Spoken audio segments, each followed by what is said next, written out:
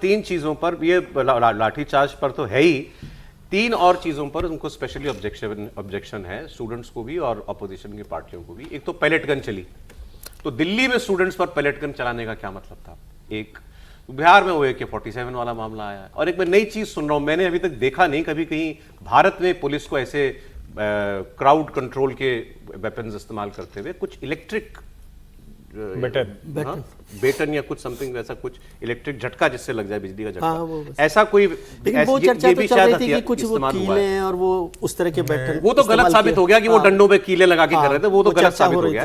लेकिन ये बड़ा मुद्दा बन गया। देखिए, लेकिन पैलेट गन वाला तो सामने है ना, पैलेट गन की शुरुआत 2010 में हुआ था, और 2010 में तब हुआ था जब कश्मीर में सेनाओं पर पत्थरबाजी हुई थी, तब इसकी पैलेट गन की शुरुआत हुई थी। उससे पहले पैलेट गन जैसा नहीं था, क्योंकि कश्मीर के अंदर प्रदर्शन पे 100 लोग मारे गए थे। तो हुआ कि भाई भीड़ को तितर बितर करने के लिए गोली चलाने की आवश्यकता नहीं है, कुछ उससे ऐसा हो जो नॉन लीथल कोई उपाय किया जाए, उसमें पैलेट गन आया था। और ये RPF को ये अधिकार है, CRPF को है, लेकिन एक मजिस्ट्रेट के अनुमति के बाद ही आप वो चला सकते हैं, ऐसे नहीं। तो ये इन्वेस्टिगेशन का मामला होगा। पहली बात तो कि जो जिसने फायरिंग की थी AK-47 से, उसको सस्पेंड कर दिया गया है। अभिषेक पटेल या क्या नाम था, उसको सस्पेंड कर दिया गया है। और यहाँ भी संभवतः दिल्ली पुलिस देख रही है, इस चीज को एग्जामिन कर रही है कि RPF ने कैसे ये किया है। मैं बताता हूँ इसमें, अब ये कोई वेरीफाइड जानकारी नहीं है, लेकिन जो कुछ सोर्सेस से सुना, दिल्ली पुलिस ने उसी दिन क्लैरिफाई कर दिया था कि हमारे पास पैलेट गन है ही नहीं। दिल्ली पुलिस, हम पैलेट गन यूज नहीं करते, हम है ही नहीं हमारे फोर्सेस के पास नहीं।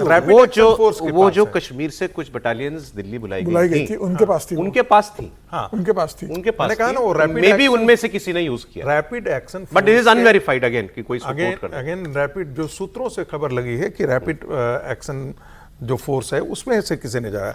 लेकिन एक बात मुझे बताइए, ये सही है कि यदि शांतिपूर्ण से जो प्रदर्शन कर रहे थे छात्र, उनके खिलाफ बिल्कुल कोई कार्रवाई नहीं होनी चाहिए। लेकिन जो छात्र फुहड़पन से गाली दे रहे थे, जो लिंग और ये जो प्राइवेट पार्ट्स को लेकर के जो बात कर रहे थे फुहड़पन के साथ, वो सामाजिक में पूरा पब्लिक डोमेन में, क्या उनके खिलाफ कार्रवाई नहीं होनी चाहिए? क्या उन छात्रों के खिलाफ कार्रवाई नहीं होनी चाहिए जिन्होंने पत्थर फेंके, जिन्होंने पुलिस के सर फाड़े? एक ACP को, दो ACP हैं जिनको जो डंडे से चोट लगी या पत्थर से चोट लगी, उनके खून बह रहे थे। क्या ऐसे लोगों के नहीं है? क्या उनके ह्यूमन राइट्स नहीं है? ये भी एक सवाल है। क्या उन पत्रकारों का ह्यूमन राइट्स नहीं है जिसको पकड़ करके घेर करके वहाँ पर उसको बेइज्जत कर रहे थे, उनको गालियाँ, भद्दी गालियाँ दे रहे थे, पत्रकारों को के बॉडी को टच कर रहे थे, पत्रकारों के कपड़े फाड़ रहे थे?